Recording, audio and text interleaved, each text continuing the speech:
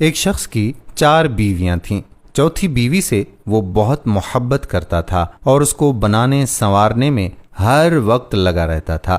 تیسری بیوی سے بھی وہ محبت کرتا تھا کیونکہ وہ بہت خوبصورت تھی، جو اسے دیکھتا گرویدہ ہو جاتا، اسی لیے اس کو یہ خوف لگا رہتا تھا کہ یہ کسی اور کی نہ ہو جائے، اسی لیے اسے چھپا چھپا کر رکھتا تھا۔ دوسری سے بھی اسے بہت محبت تھی، اسی لیے کہ وہ اس کی ساری پریشانیوں کا حل اسے بتاتی اور ہمیشہ اس کی مدد کرتی رہتی، مگر پہلی سے وہ محبت نہیں کرتا تھا، لیکن وہ اس سے بددستور محبت کرتی رہتی تھی۔ اب ہوا یہ کہ ایک دن وہ شخص اتنا بیمار ہوا کہ مرنے کے قریب آ گیا۔ اس نے سوچا میرے پاس 4 بیویاں ہیں، کسی ایک کو تو مرتے ہوئے ساتھ لے جاؤں۔ اس نے چوتھی بیوی سے کہا کہ تم میرے ساتھ چلو، میں نے تم پر اتنی توجہ دی اور اپنا مال بھی تم پر سب سے زیادہ خرچ کیا۔ جواب میں اس نے صاف صاف انکار کر دیا،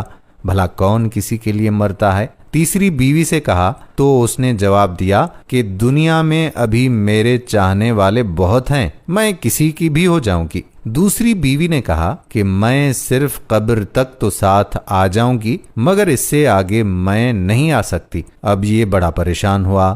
اچانک پیچھے سے آواز آئی کہ میں تمہارے ساتھ قبر تک چلوں گی، اگرچہ تم نے کبھی میری طرف توجہ نہیں کی۔ جب اس نے پیچھے مڑ کر دیکھا تو اس کی پہلی بیوی تھی، جو عدم توجہی اور غذا کی کمی کی وجہ سے بالکل ہی کمزور ہو چکی تھی، جس کے سبب قبر میں اس کے کسی کام کی نہ تھی۔ اب یہ افسوس کر رہا تھا کہ میں نے سمجھنے میں غلطی کی، اگر میں اس پر توجہ دیتا تو آج یہ قبر میں میری اچھی رفیق اور ساتھی ہوتی۔ یہاں پر یہ وضاحت کرتے چلیں کہ چوتھی بیوی سے مراد ہمارے اعضاء تھے، جن کو بنانے سنوارنے میں تو ہم لگے رہتے ہیں، مگر مرتے ہی یہ ہمارا ساتھ چھوڑ دیتے ہیں۔ تیسری بیوی سے مراد ہمارا مال اور منال، دولت، جائیداد وغیرہ ہیں کہ ساری زندگی لوگوں سے چھپا کر رکھا، مگر مرنے کے بعد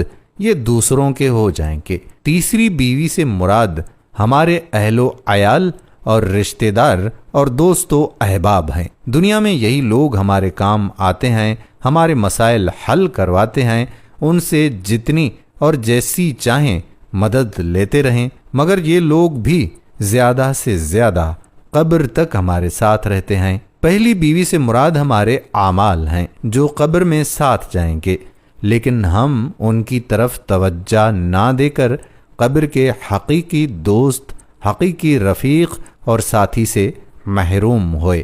آئیں آج ہی اپنے اعمال کی طرف توجہ دینے کا پکا عہد کرتے ہیں کہ ہم اعمال صالحہ کریں گے، اور اللہ رب العزت سے ہم دعا کرتے ہیں کہ اے ہمارے پروردگار، ہمیں صراط مستقیم پر چلنے کی توفیق عطا فرما۔ آمین ثم آمین یا رب العالمین۔ سب دوستوں سے گزارش ہے کہ ایک بار درود شریف پڑھ لیں، اور ایک بار درود شریف پڑھنے سے اللہ تعالیٰ 10 مرتبہ رحمت نازل فرماتا ہے، تو درود شریف پڑھیں اور اللہ کی رحمتوں کے سائے میں آ جائیں، اور اس ویڈیو کو آگے شیئر کر دیں۔ آنے والی ویڈیو تک آپ کا میزبان قادر بخش کلہوڑو آپ سے اجازت چاہتا ہے۔ اللہ حافظ۔